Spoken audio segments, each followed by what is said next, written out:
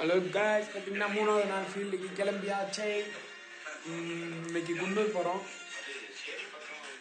மச்சானுக்கு உடம்பு சரியில்லை, எங்கே போனாலும் உனக்கு இதே தான்.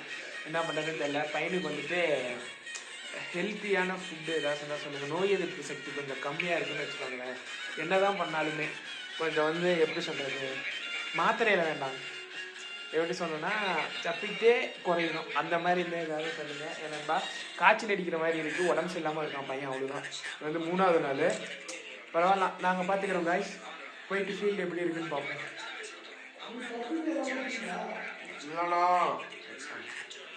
இப்போ பார்த்தீங்கன்னா குன்னூர் தாண்டியாச்சு. குன்னூர் தாண்டி ஒரு இடத்துல சாப்பிட்றதுக்காக நிப்பாட்டியிருக்கோம்.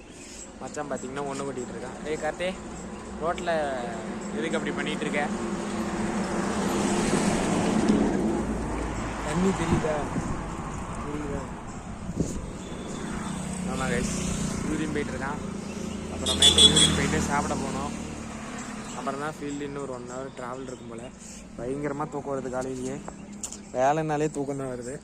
பார்த்துப்போம் கைஸ். பார்த்தீங்கன்னா இப்போ சாப்பிட்றதுக்கு சமையல் செய்கிறதுக்காக ஒரு சில பொருட்கள்லாம் வாங்க போயிருக்காங்க.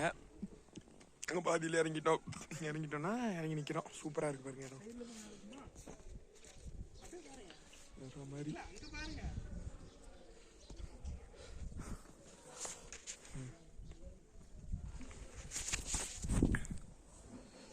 பையனுக்கு இப்போதான் கொஞ்சம் தெளிஞ்சிருக்குன்னு நினைக்கிறேன். கரெக்டா தெளிஞ்சிருச்சா?